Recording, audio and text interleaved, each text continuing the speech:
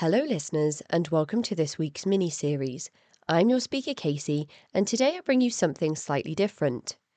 When researching the definition of infiltration, Google offers the following: the action of entering or gaining access to an organization or place surreptitiously, especially in order to acquire secret information or cause damage. Infiltrating cults and high-demand groups may seem like a risky and potentially dangerous move for an individual to make.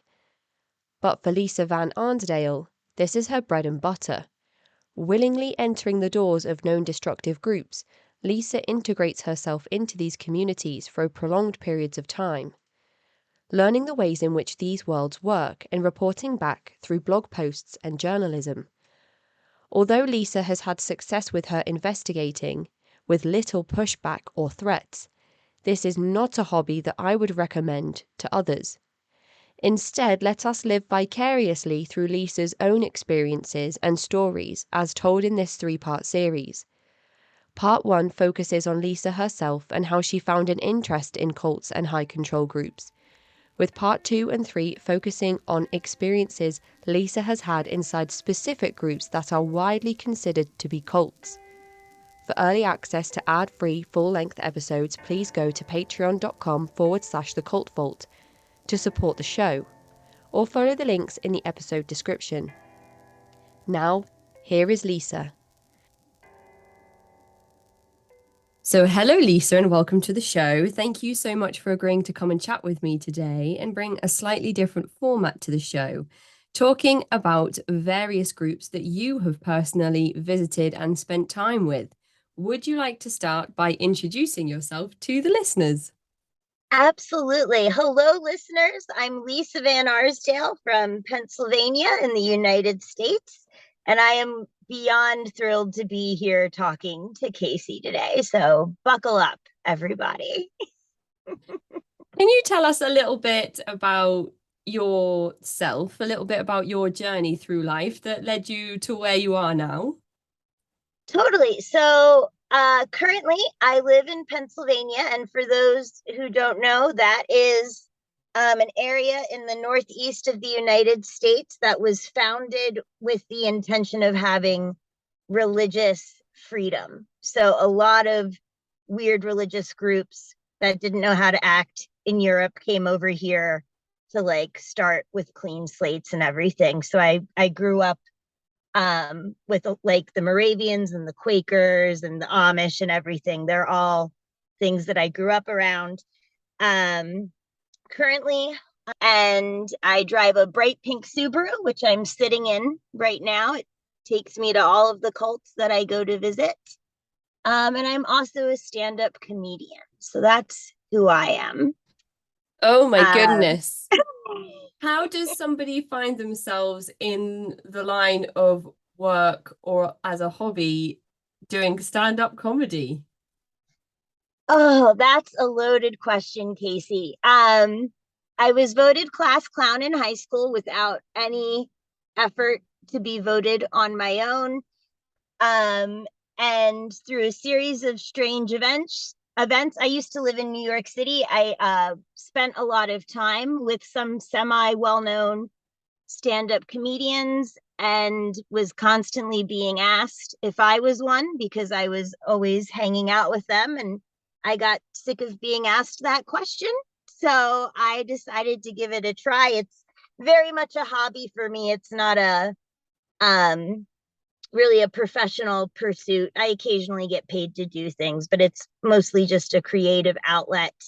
And I mention it because it'll be relevant with another question that you're going to ask me.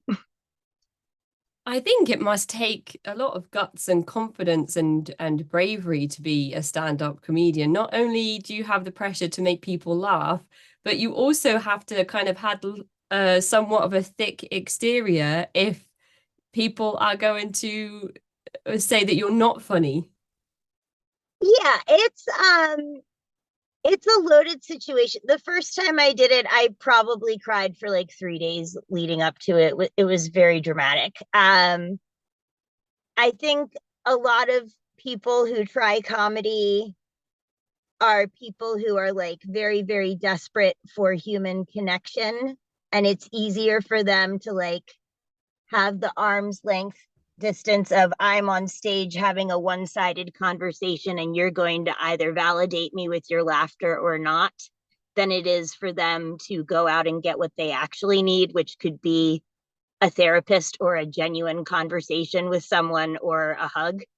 Uh, so it is not without its more grating situations, because it is a lot of very unhealthy people who pursue I it. feel as So, if I feel as though if you were to visit some known cultic environments, you would need to take that same level of bravery and guts along with you as well, knowing some of the things that you might be walking into. So how did you find yourself interested in the subject of cults?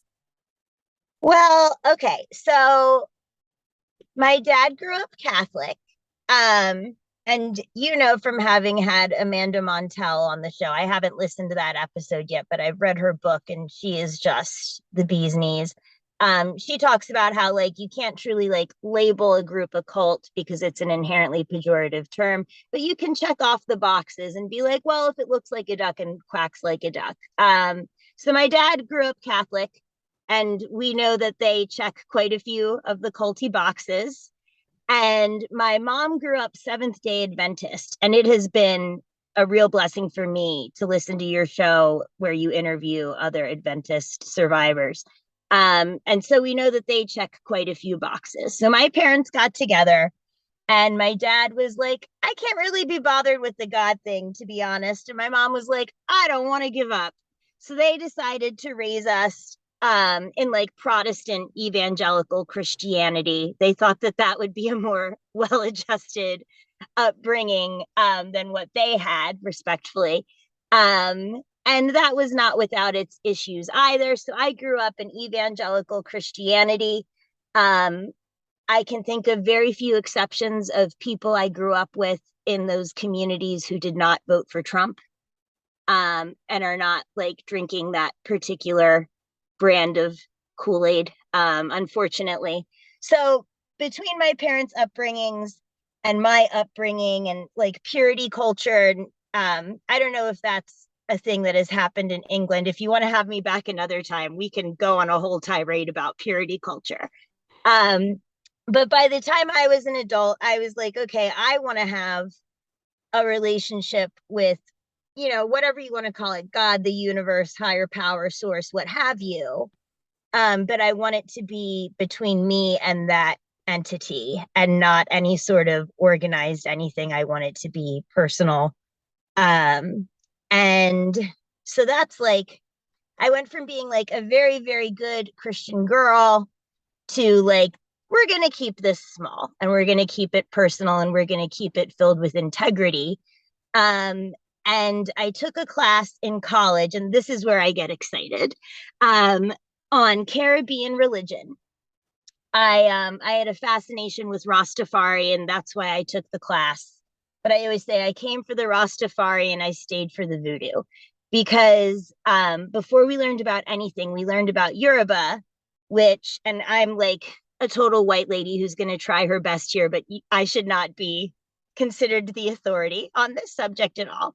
But my understanding of things is that Yoruba is the cultural like tradition and spirituality and everything of the Yoruba tribe, which is in West Africa, uh, which like we now think of as Nigeria. And these are the people who were brought to the United States on slave ships. And when they got to places like Haiti, there were these ridiculous rules where the slave owners were like, we're going to justify what we're doing to these people by turning them into Christians within 9 days of arriving here. And that's going to make it okay for us to do terrible things to them. So they'd be like, hey, slaves, so we're going to make you Christians. You're welcome. This is Jesus. This is Mary. This is Saint, whoever. And the enslaved people were like, oh, we know about them. we know about those people, but we call them X, Y, and Z.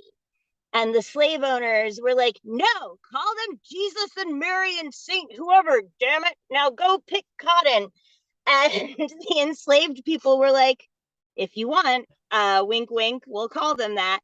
And so things like voodoo and Santeria and Obia were born out of a syncretism of Catholicism and the like traditional Yoruba.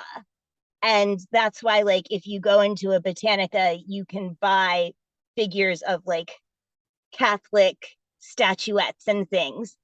But I thought that that was just the most compelling thing ever to know that like these spirits are manifesting themselves to different people groups in different parts of the world and having different names, but that the general spirit of things, the general characteristics are still there.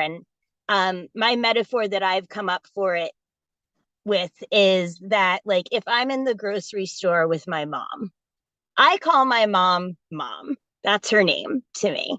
If some lady that she knows from out in the community comes up and is like, hey, Diane. And I'm like, no, her name is mom. Call her mom. Um, and then some kid that she used to teach in school comes up and is like, oh, hey, Mrs. Van Arsdale. Like, we're all addressing her by the name that she gave us to call her. So, like, we're all right. Like, none of us are wrong. But whoever's the most obnoxious and screams the loudest is going to like win. And then we're all going to call her mom or whatever we're calling her. But I just thought that it was so fascinating that these spirits are manifesting themselves in different capacities with different names in different parts of the world. And there's just so many similarities between different religious traditions. And I think that's really fascinating stuff. And I'll stop rambling in response to that question now.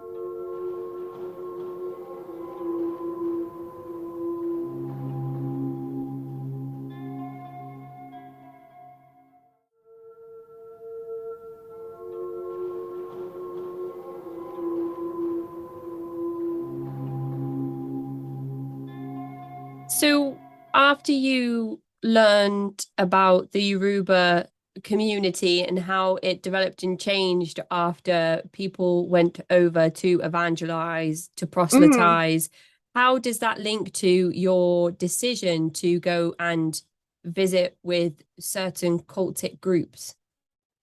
Well, it just like opened Pandora's box of curiosity inside me. Like, if this is the origin of these things, what else is there to learn? What else can people have in common? What else can unite people and can they agree on? Like, what other goodness can we find?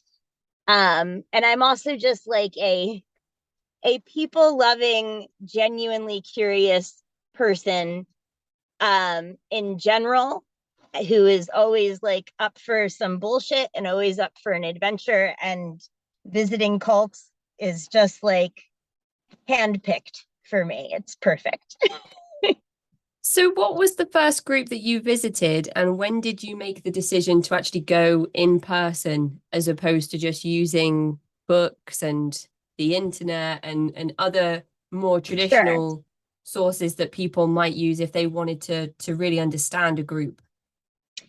Yeah, so I think this is a tough one for me to answer, and I was thinking about it ahead of time. There had been a lot of um more conventional visits for me. Like I had like visited lots of cathedrals and things on trips to Europe and stuff. I'd studied abroad in India where I visited a Sikh temple and the Lotus temple and Hindu temples and all of that stuff. Um, but I think the first one where I was like genuinely going for the sake of it and like to actually interact with the people, I was 23. It would have been almost 10 years ago. And I went to visit the Nyabingi tribe of Rastas in Jamaica. I was already in Jamaica and they were like relatively close. and you have to dress a certain way, and you have to plan your menstrual cycle around visiting them because you have to be at a certain point in your menstrual cycle for them to let you in. Um, your face. So this is all stuff that you knew before you decided to make the trip to Yeah. visit. Yeah, that I had known from taking the class. Um, and so yeah, I like grabbed my floor length skirt and my long sleeves and my head wrap and checked the calendar and was off to visit the Nyabingi. um, So do yeah, they want you to be menstruating or ovulating? they want you to be at like a point, like, would that be ovulating when you're like the exact opposite of your period? Like when you're like most ripe for pregnancy or fertility, like you're Yeah. most, yeah. Yeah, like the goal isn't to be like ripe for the harvesting per se, but like they want you to be not about to start your period and not just getting over it either. Do you know the reasons for that? Um, there's like Old Testament basis for it, like just being unclean and everything, like that sort of thing. There's definitely stuff in the Old Testament about like send the women away to hang out with themselves while they're on the rag type Right. stuff. Yeah. Okay. I don't think that's necessarily unusual in terms of a lot of more fringe Christian groups, Yeah. especially when you circle back to purity culture and scripture. So I guess now I'm just going to ask you to tell us your whole experience, what it was like when you arrived, how long you stayed there for, what the community was like, and the whole picture. Um, so the Naya Bingy, I'm a little upset with myself. I am an avid journaler. And I went through my journal from back then looking for stuff. And I apparently did not see fit to write down anything about visiting them. And I am mad at 23-year-old Lisa for it. I do remember that I like some Jamaican guy was with me. He wanted to come along. We took a taxi. It was not easy to find. I had to wear like I had to cover my hair with a scarf. I had a long sleeve dress on and then a floor length skirt underneath.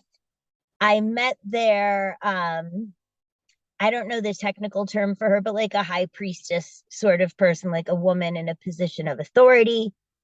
And she told me how so like for Rastas, the promised land is Ethiopia.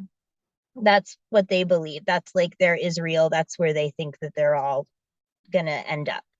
And like live a wonderful life. She was telling me how she had been to Ethiopia twice, and she was all about, I'm trying to remember the three words, reparations and repatriation were two of the what was the other one? There was some other word first that also started with an R. Maybe restoration, reparation, repatriation.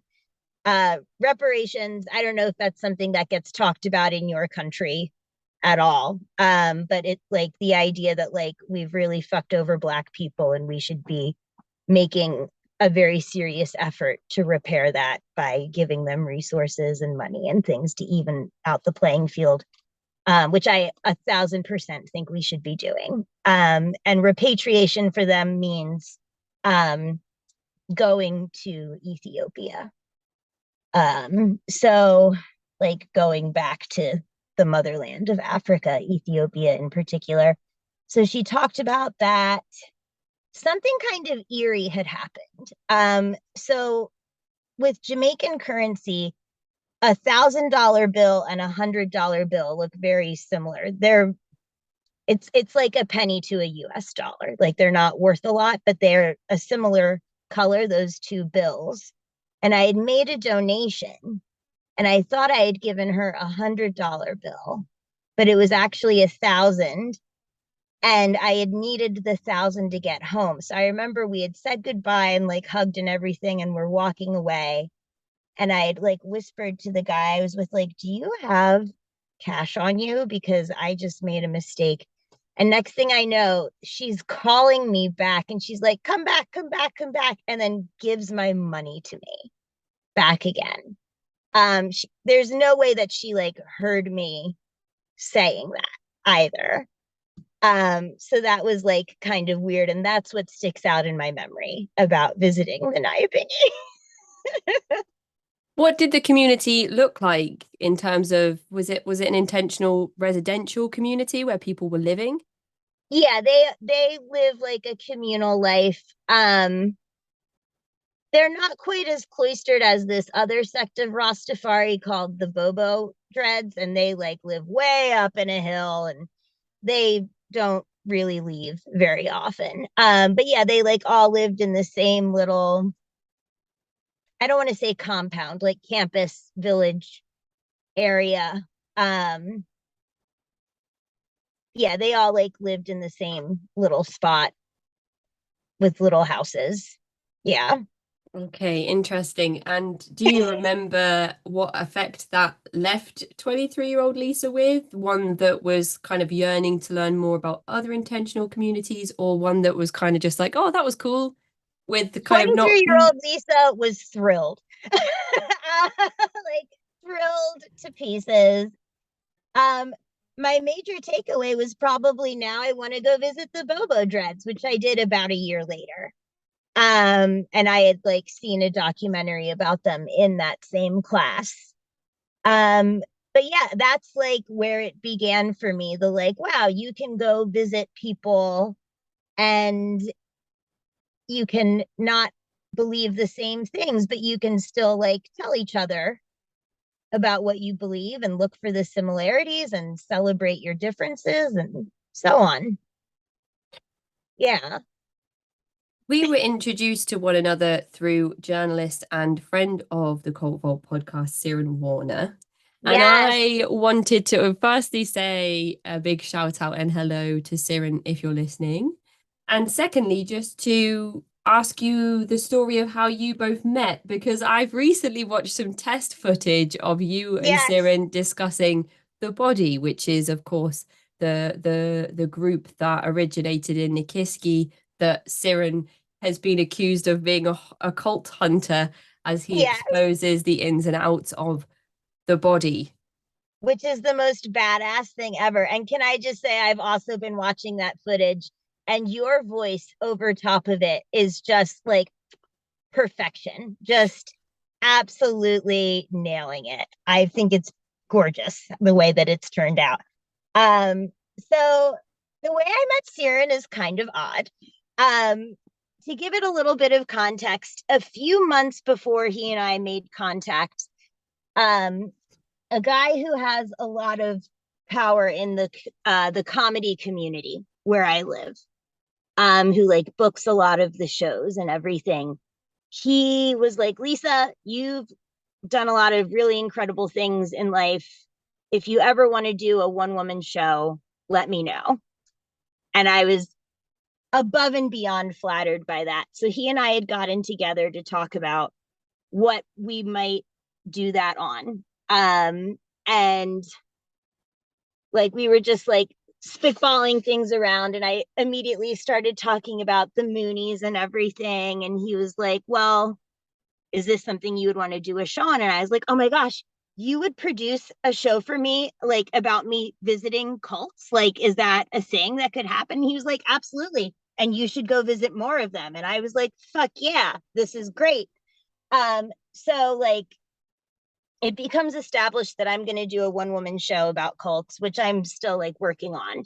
And the one evening, I just like, this is another eerie thing, kind of like what happened with the priestess at the Nyabingi. Something inside of me that I don't think is necessarily Lisa was like, go on Craigslist, Lisa. Go on Craigslist tonight. I don't know. Does England have Craigslist? Probably not. We have a thing similar called Gumtree. Okay, so for those who know what Gumtree is, for those who know what Craigslist is, that's the sort of thing I'm going on. I've not had reason to go on Craigslist for many years, but just something is telling me to go on there that night, and I see an ad for some being asked, like, I need people to write pieces about cults if you've survived a cult or been involved in one in any capacity. And I'm like, oh my gosh, this is what I'm here for. So I sent an email and was like, hey, I would love to write about cults for you. I've visited this, that, and that, and that, and the other thing. And, you know, I've been to see the Bobo Dreads, and I've fired the Mooney's assault rifle, and blah, blah, like all of these ridiculous things that I've done. And it was Siren, and Siren got back to me pretty immediately and was essentially like, I don't think you're real, but you have a very active imagination. And I was like, no, really, I am. And I sent him some pictures from those places and a piece that I had written about the Amish that I'd written for my own personal joy. And he was like, let's do this. So I've been writing pieces for his website ever since, and we correspond quite a bit. And I call him my match made in Heaven's Gate. That's such a cool story. And I think it's funny that his immediate reaction was like, this can't be true, because you put an ad out on Craigslist and you're like, I'm looking for somebody who has been involved with cults, and you're like, yeah, I've just visited loads, because it's not something you hear every day. Yeah, So of course I think the natural reaction would be, I think this person might be stretching the truth. yeah. But he knows I'm real now. We have never met in person. I'm sure that will happen at some point, but we're both real and it's awesome. That is the end of part 1 of this mini-series on infiltrating cults. Part 2 and 3 will focus on experiences Lisa has had inside specific groups that are widely considered to be cults. If you would like to find Lisa's writing, you can visit lisavanansdale.wordpress.com or follow the links in the episode description. To get in touch with me, you can find me at cultvaultpodcast@gmail.com or follow me on Twitter and Instagram at cultvaultpod. I'm your speaker Casey, host of the Cult Vault podcast.